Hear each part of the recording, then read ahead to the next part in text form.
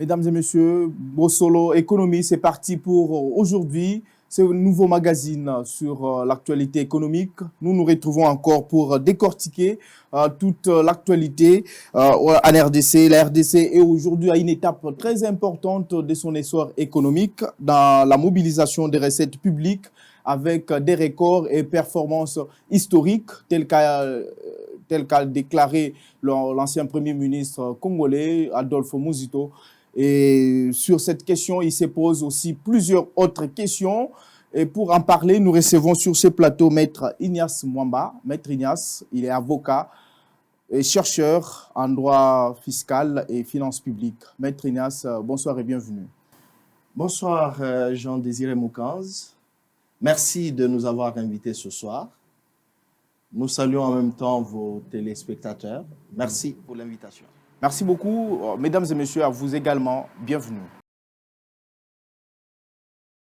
Je l'ai dit tantôt, la RDC est à son essor économique très important avec des signaux forts que nous enregistrons ces derniers temps avec des performances historiques telles que l'a dit l'ancien Premier ministre congolais Adolphe Muzito. Adolphe Muzito l'a dit que le gouvernement congolais est en train d'enregistrer des avancées significatives dans la mobilisation des recettes. Et nous nous posons aussi plusieurs questions. Qu'est-ce qui justifie ces performances? Comment faire pour éviter la fraude fiscale et l'évasion fiscale?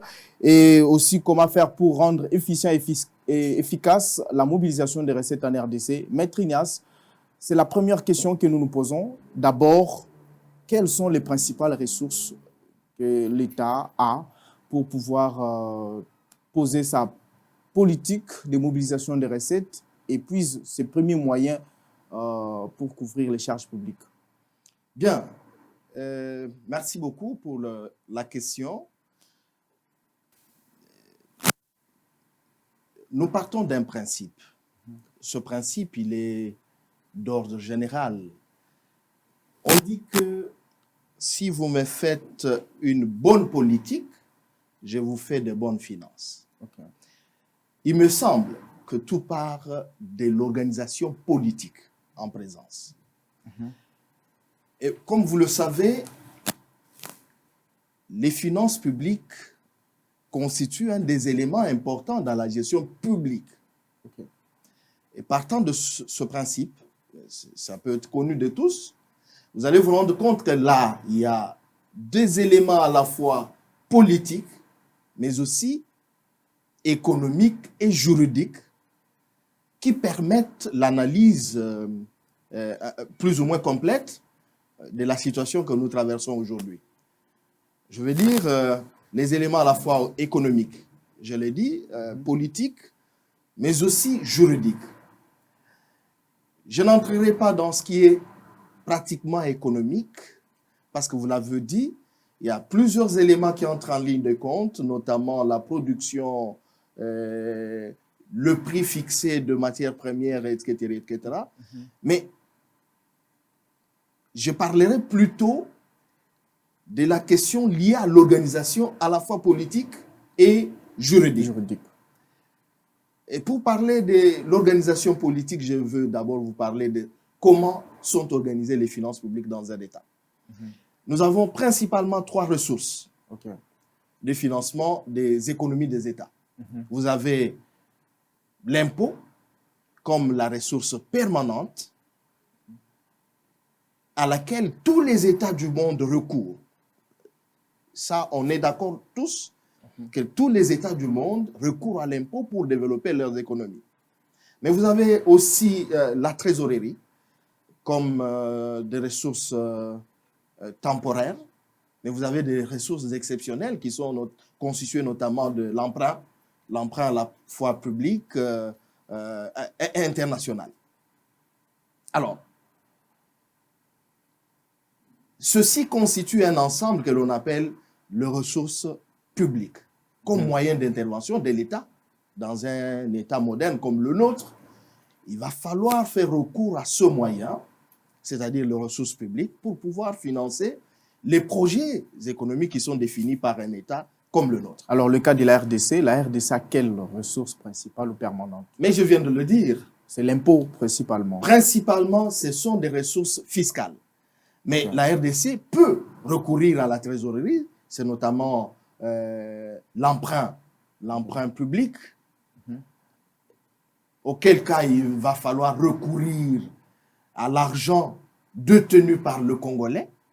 C'est comme ça que vous entendez parler, par exemple, de cette notion de bons de trésorerie, n'est-ce pas? Que les gens peuvent signer pour pouvoir remettre à l'État leurs moyens non utilisés dans le cadre du contrat d'emprunt, en attendant que l'État rembourse cet argent avec intérêt sur le clause bien déterminé auquel ils sont arrivés dans ce deal, si on peut l'appeler comme ça. Et actuellement? Alors, actuellement, il faut d'abord considérer que, en ce qui concerne les ressources publiques, pour gérer de manière adéquate ce moyen d'intervention, il faudra une planification. La planification, on peut partir de la notion de budget, n'est-ce pas? Oui, vous avez appris qu'au début de cette année, l'État congolais, j'allais dire à la fin de l'année passée, pour le début de cette année, il y a eu un budget qui avait été voté. C'était un budget à la fois audacieux, parce que tous les scientifiques et même les politiques n'arrivaient pas à donner beaucoup de chance à ces prévisions budgétaires dans ce qui concerne leur exécution parfaite. Oui, maître, dans les cas sous examen, ouais. Nous voulons que nous puissions d'abord nous apaisantir sur les recettes. Ouais. Le budget, nous allons l'évaluer en aval, mais en amont, qu'on reste d'abord sur les recettes, parce que c'est la mobilisation d'abord qui est d'actualité. La question sur le budget, je pense que peut-être dans nos prochaines occasions, nous allons l'aborder. Je crois, s'il faut me permettre d'analyser la question des recettes, les recettes doivent se concevoir dans le cadre d'une planification. Et c'est à partir de la planification que l'on là, c'est dans la loi des finances. L'on prévoit d'un côté les recettes publiques, de l'autre côté les dépenses publiques. Ouais. Et c'est dans le cadre du budget. Donc, je ne peux pas analyser les recettes sans savoir dans quel cadre ces recettes avaient été imaginées. Voyez-vous? Alors, si nous partons de ces estimations que j'appelle les prévisions budgétaires qui avaient été fixées, n'est-ce pas? Il y a eu des assignations qui avaient été imaginées vis-à-vis des services publics, j'allais dire de régie financière qui recouvrent le moyen de l'État. Je vous ai dit que parmi les ressources de l'État, la ressource principale, c'est l'impôt. Et vous allez, si vous suivez très bien l'actualité économique, on va vous dire que dans le cadre des mobilisations internes, sans avoir recouru à l'emprunt international, n'est-ce pas? Dans le cadre des mobilisations internes, la RDC a réalisé beaucoup de recettes. Pour ne prendre que le mois dernier, le mois d'avril, vous avez... Alors, qu'est-ce qui justifie cette... Autour d'1 milliard 500 ou 700 millions de dollars. Qu'est-ce qui justifie Alors, qu'est-ce qui justifie ce comportement? C'est notamment la prise de conscience, non seulement du gouvernement congolais, mais aussi des citoyens congolais. Ou alors qui sont des sujets qui sont des assujettis, n'est-ce pas? Qui sont ceux qui doivent payer l'impôt. Prise de conscience, est-ce que de manière individuelle ou de manière collective? Je suis tenté de croire que c'est de manière forcée. De manière forcée, pourquoi? Parce que dans le cadre de l'organisation des finances publiques, il y a actuellement, nous savons tous qu'il y a un service de l'État qui fait un travail important dans l'encadrement de ressources publiques. N'est-ce pas? Mais est-ce que c'était pas que... l'inspection générale des finances. Mais je vous ai dit que c'est la prise de conscience, je dirais, collective. Ça veut dire, en d'autres termes, les assujettis à des impôts, les services collecteurs de recettes, n'est-ce pas? Et même les services d'encadrement de ces recettes me semblent avoir pris conscience de la lourde mission, mais tout ceci part de la politique définie par le gouvernement de la République. C'est ça la vision politique, parce que j'ai commencé par vous dire qu'il est un principe selon lequel, si vous me faites une bonne politique, je vous fais des bonnes finances, n'est-ce pas? Si il y a une vision politique claire dans le cadre des finances publiques, il y a moyen de réaliser des recettes comme c'est le cas. Est-ce qu'il y a eu... Même si nous n'avons pas encore atteint l'essentiel. Est-ce qu'il y a eu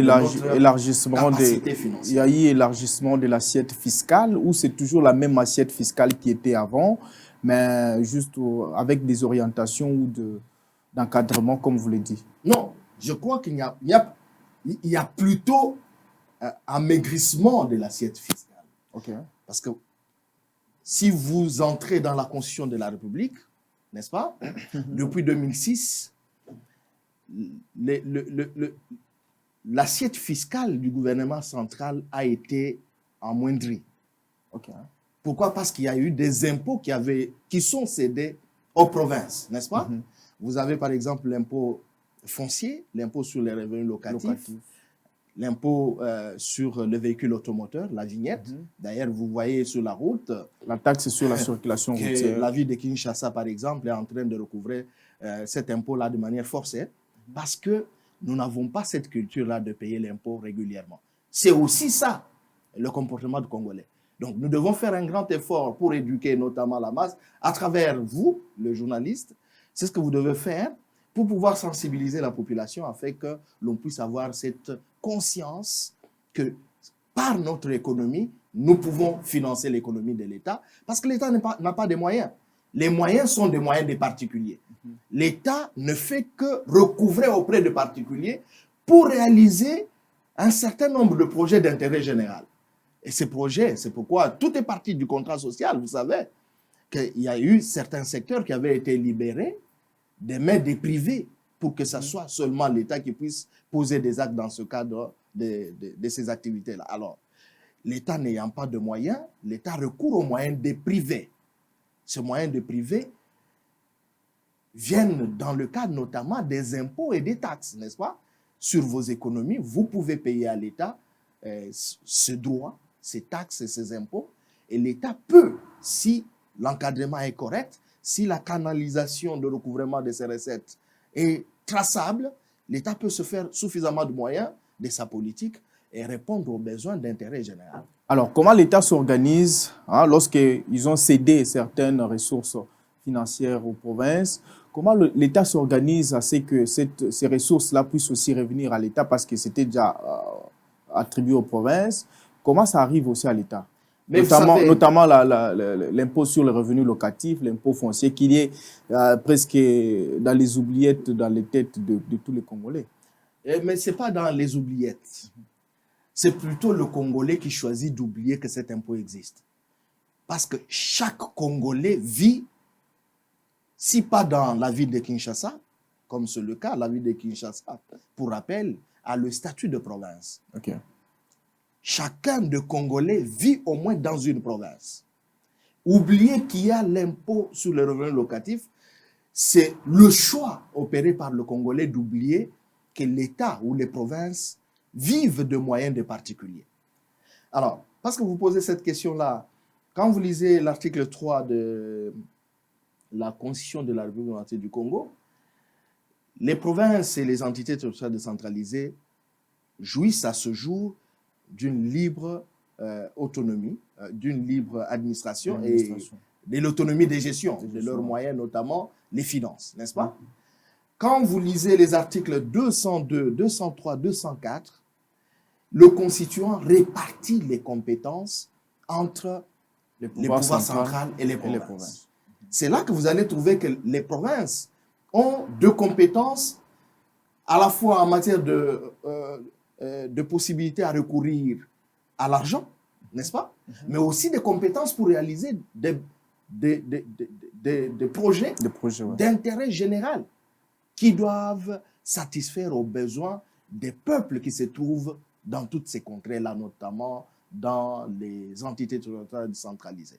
Alors, quand vous lisez la loi sur les finances publiques de 2011, vous allez vous rendre compte que un cadre juridique est défini, c'est de cette manière que l'État ressent ou finalement l'État est le dernier bénéficiaire, si vous voulez, du paiement des impôts qui avaient été cédés aux provinces. Ça veut dire que ça doit concerner l'État parce qu'en fin de compte, par une loi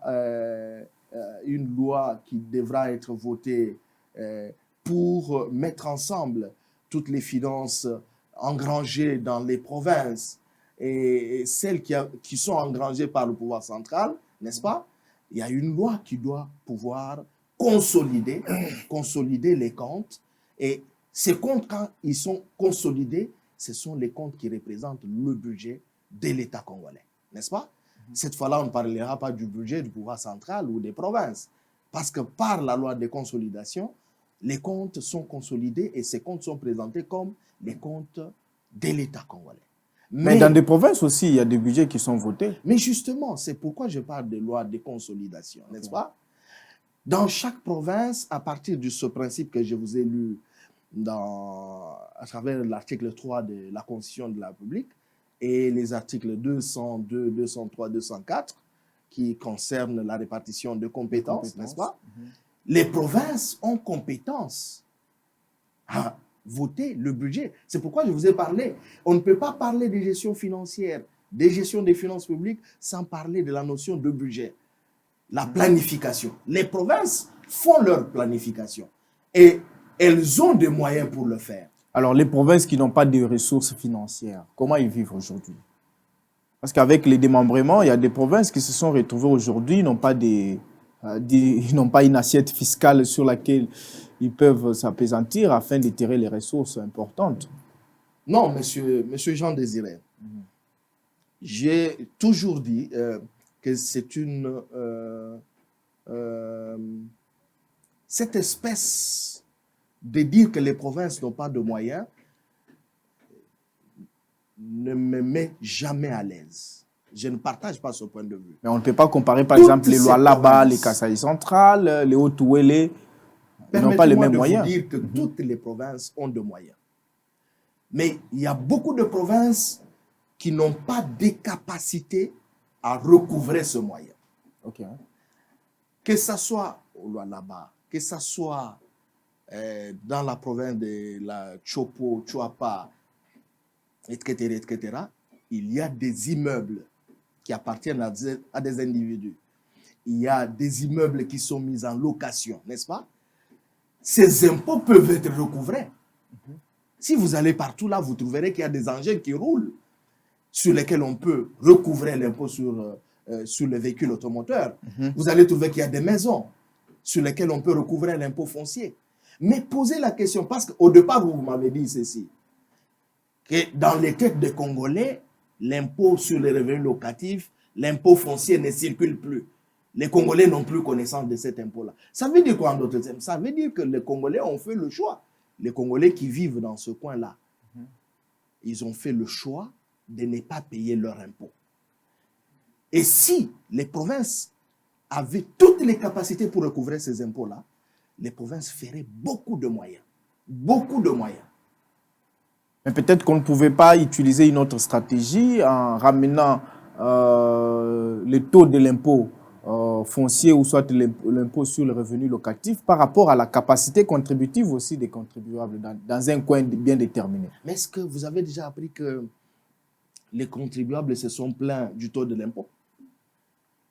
Les contribuables qui ne connaissent pas cet impôt-là, qui ne l'ont jamais payé, comment ils vont se plaindre du taux? Mais c'est parce que les services fiscaux ne parviennent pas à recouvrer cet impôt. Mais c'est ce que j'ai dit. Nous disons la même chose. Je vous ai dit ici que le problème se trouve au niveau de management politique au niveau des provinces, des capacités.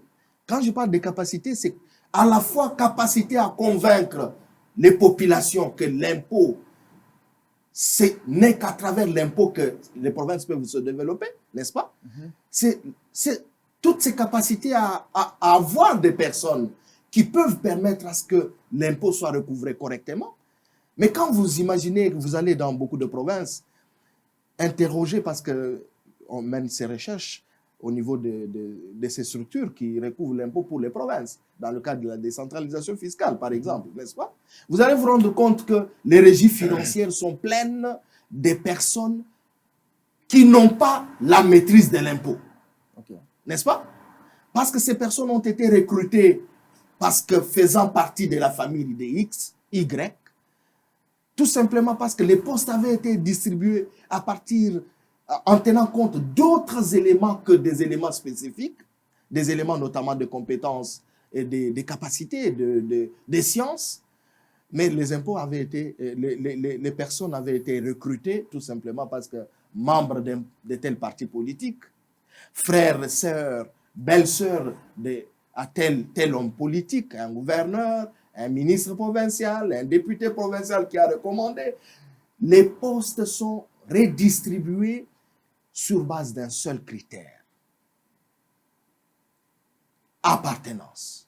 Ça peut être l'appartenance familiale, ça peut être l'appartenance politique. Rien d'autre que sur l'appartenance et non sur le critère qui me semble, moi, être objectif, celui de compétences et de connaissances. Quels sont les impôts qui sont soumis à un système déclaratif, par exemple? Tous les impôts. Le système congolais, le système fiscal congolais, c'est un système déclaratif. Même l'impôt sur l'impôt foncier? Le système fiscal congolais, monsieur le journaliste, c'est un système déclaratif. Okay. Tous les impôts, les contribuables déclarent leurs biens. Ce qui ne se fait pas? Non. Moi, je ne peux pas dire que ça ne se fait pas. Parce que, tous ces gens qui ont des maisons, je ne les vois pas déclarer. Sauf si vous le faites, sauf si votre question est restreinte au niveau de l'impôt sur le revenu locatif et l'impôt foncier. Et même alors, je ne dirais pas que ça ne se fait pas. Il y a des gens qui payent cet impôt-là. Mais moi, je sais seulement que l'impôt sur le revenu locatif, par exemple, c'est la plupart des commerçants qui le payent parce qu'ils exercent des activités économiques par excellence, alors que tous les loyers ici ou tous les locataires ici ne payent pas l'impôt sur leur loyer. Mais écoutez, à qui la faute? Il est vrai que le système fiscal congolais est déclaratif. On laisse la liberté aux détenteurs des biens, aux propriétaires de maisons de pouvoir déclarer auprès des services attitrés, n'est-ce pas? Mais ces services ont le droit, ont les compétences de pouvoir contrôler si les déclarations avaient été faites ou pas, si elles avaient été correctement faites ou avec insuffisance, et condamner. Quand vous lisez la loi, que ce soit la loi, sur les procédures fiscales, que ce soit les édits votés par les provinces qui consacrent les procédures de perception des impôts, vous allez vous rendre compte que à côté de la liberté de déclaration, le service d'assiette font ce que l'on appelle le contrôle. Et c'est à partir de ce contrôle qu'ils découvrent qu'il y a tel qui veut échapper à l'impôt, parce qu'au départ, vous avez dit, dans le cadre de cette émission, que l'on parlerait notamment de la fraude fiscale et l'évasion fiscale. C'est la question qui suit même cela. Okay. Est-ce que cela peut engendrer l'évasion fiscale et la fraude fiscale? Mais justement, la fraude, c'est au niveau de la déclaration. Quand vous déclarez mal, vous avez 2 immeubles, vous en déclarez un seul. C'est-à-dire, vous voulez faire échapper l'autre au contrôle de l'État. Ouais. N'est-ce pas? Au contrôle du fisc. Et donc, de ce point de vue, si le contrôle suit, si le contrôle du fisc suit, on va découvrir que vous n'avez pas déclaré la 2e maison, on va vous forcer à déclarer et on va vous sanctionner. N'est-ce pas? Tout en vous obligeant de payer les pénalités, soit de retard, soit les pénalités dans le cadre des déclarations mensongères, n'est-ce pas? Ou incomplètes, insuffisantes. C'est à partir du contrôle. Mais du moment où les gens qui sont censés faire le contrôle ne connaissent pas la loi fiscale, parce que ces gens avaient été recrutés sur base du critère familial, comment voulez-vous que l'on puisse engranger suffisamment de moyens pour le compte des donc si l'État congolais mettait du tonus à ce que les recouvrements soient faits à grande échelle, justement, le budget national pourra encore augmenter de plus en plus. Et si au cours de l'exercice d'une année, le budget augmente, est-ce qu'on pourra rectifier le budget ou rectifier les dépenses afin d'augmenter aussi les dépenses parce que les recettes ont connu un mouvement? Mais tout à fait vrai. Tout à fait vrai. Et cela va se faire de quelle manière? Ah, de cette manière ici, il faut que tout le monde puisse prendre conscience. Il faut que tous les dirigeants prennent conscience. OK? Vous avez la répartition les pouvoirs publics avaient été répartis en 3 groupes. Vous avez le pouvoir exécutif, le pouvoir législatif, le pouvoir judiciaire. Si au niveau de l'exécutif, on fait des planifications pour amener le budget à un certain niveau, il va falloir que les services qui accompagnent l'exécutif se mettent à recouvrer le moyen de la bonne manière pour pouvoir mettre à la disposition de l'État les moyens qui conviennent pour sa politique. Mais il y a le pouvoir politique, le pouvoir législatif. Vous avez les députés et les sénateurs au niveau national.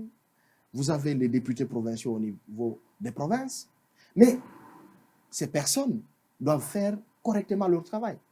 C'est de contrôler l'activité de l'exécutif, n'est-ce pas?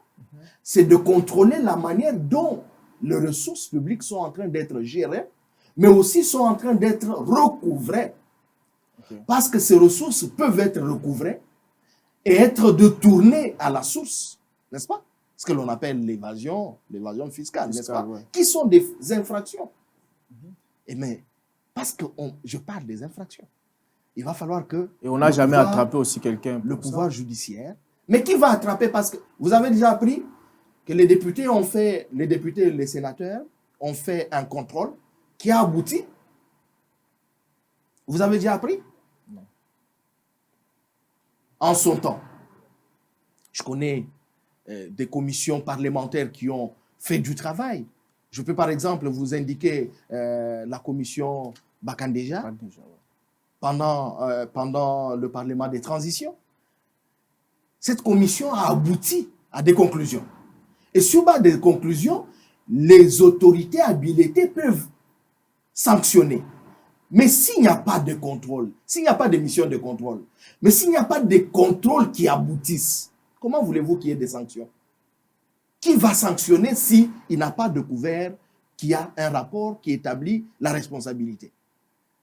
Mais c'est le travail qui est fait, heureusement pour la République démocratique du Congo, aujourd'hui par l'inspection générale des finances, qui au départ, il me semble que n'a que largement de compétences que pour encadrer la manière dont les finances publiques peuvent être exécutées au niveau de leur réalisation, affectation, n'est-ce pas? L'IGF est en train de faire un grand travail. Mais vous êtes journaliste, vous recherchez, nous suivons de manière désintéressée les informations, l'actualité. Vous vous rendez compte que tout est tourné contre l'IGF. Mais si on affaiblit cet instrument qui sort un peu du néant pour faire un grand travail, vous allez vous rendre compte que tout va repartir à zéro.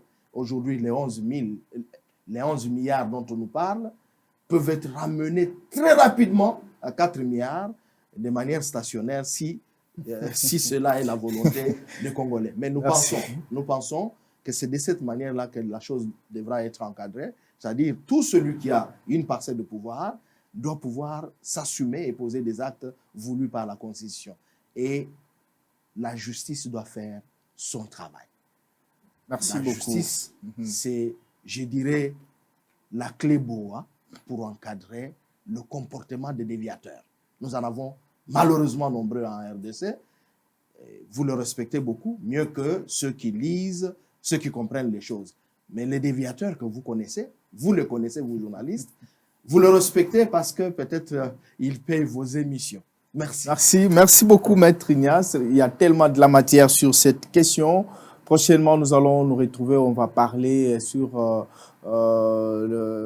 les dépenses publiques, notamment avec le budget, comment on parvient à élaborer un budget de l'État. Je pense que vous en serez invités pour la prochaine fois. Et vous, chers téléspectateurs de cette émission magazine Bossolo Économie, Nous sommes arrivés à la fin de cette émission. On se retrouve très prochainement avec le même plaisir pour vous servir. Bye.